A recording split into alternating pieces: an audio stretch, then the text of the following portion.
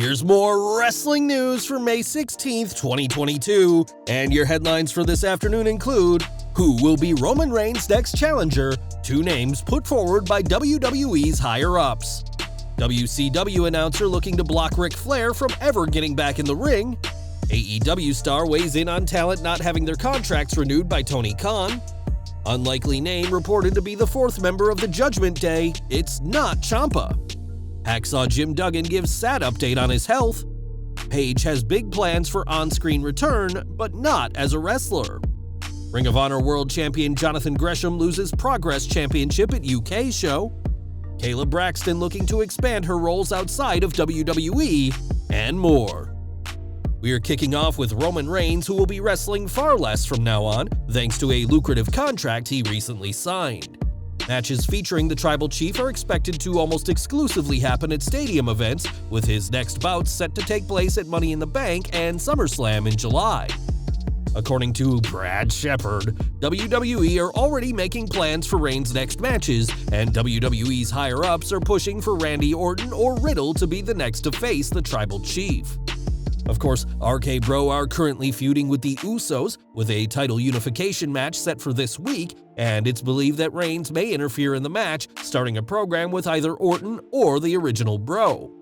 It was on last week's SmackDown that Riddle delivered a stiff kick to the Tribal Chief that clearly stunned Reigns, and while RK Bro's days as Raw Tag Team Champions may be numbered, it may be just a matter of time before either Riddle or Orton are competing for a much bigger prize.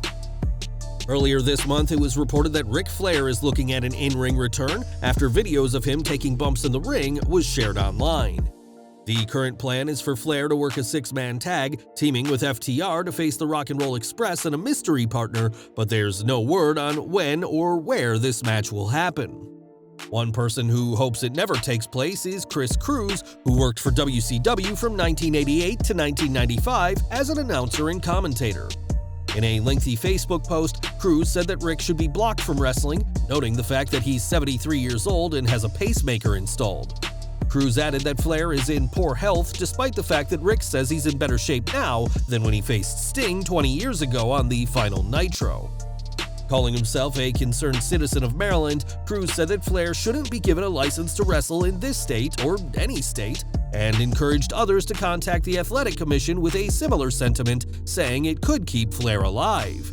Ric Flair has overcome a lot in his career, including a plane crash that broke his back decades ago, but it remains to be seen whether the proposed six-man tag ever takes place. Over to AEW now, as unlike their counterparts in Stamford, Tony Khan doesn't do mass releases, but sees talent depart in a different way. Khan allows contracts to expire rather than cut people early, with Jack Evans, Marco Stunt, and Stu Grayson being just some of the names to depart this way. During a WrestleFest virtual signing, Chris Statlander was asked about these contract expirations and said that this is just the way life happens. The resident alien of AEW said how nobody in wrestling or any profession is guaranteed a job forever, and while she wishes things could be different, they simply aren't. With several three-year deals set to expire this year, we may soon see many more current AEW stars not have their contracts renewed, but it only goes to show that no contract is forever in any wrestling promotion. Now, the Judgement Day has made an impact on Raw since coming together, with Edge, Damian Priest, and Rhea Ripley all having their own reasons to be part of the stable. A few weeks ago, it was reported that Ciampa was planned as being a member of the group, and while the next team member may indeed be a former NXT champion, it reportedly won't be the Blackheart. According to Brad Shepard on his Unleashed Patreon, the plan is for Finn Balor to join the Judgement Day, turning on AJ Styles in the process. Shepard said that while he doesn't know when WWE plans on this happening, this is the current creative direction at this time. Balor is no stranger to the dark side, as his demon persona was used sporadically throughout his WWE career, most recently against Roman Reigns at Extreme Rules 2021. Finn's split personality has been the topic of storylines before, and the demon may rise soon enough, so fans should enjoy his alliance with AJ Styles while it lasts. We've got some unfortunate news from Hacksaw Duggan, who has confirmed that the cancer he recently beat has returned. Duggan gave the sad update over social media last night, and later today will be having his second hormone shot and will be set up for radiation treatment on Tuesday. This treatment will be 5 days a week and will last for 8 weeks, and Duggan said that this is terrifying for both him and his family. It was last October that Duggan underwent surgery to remove his prostate, and in December said he was free from prostate cancer.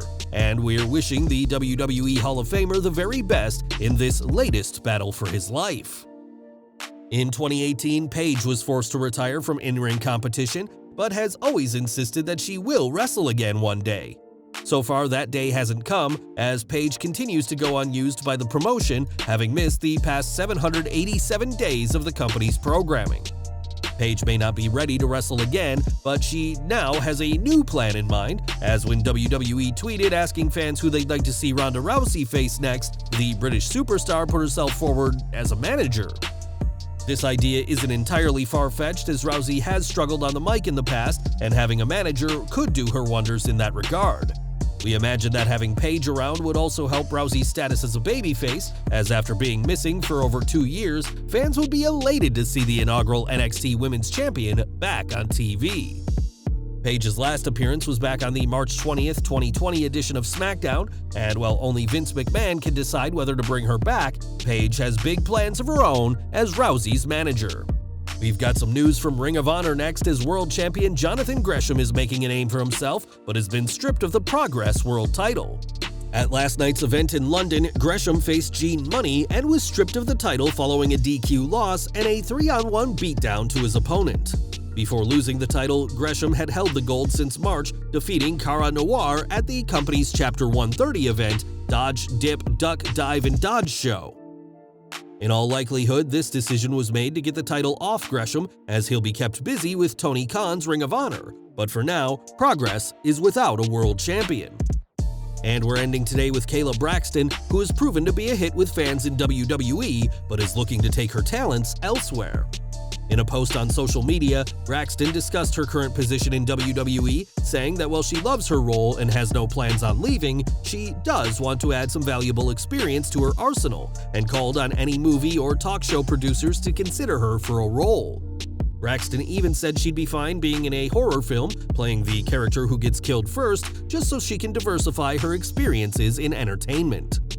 While WWE superstars have to follow a strict rulebook, which pretty much rules out any chances of negotiating non-WWE appearances, it seems like Braxton doesn't have to abide to these restrictions.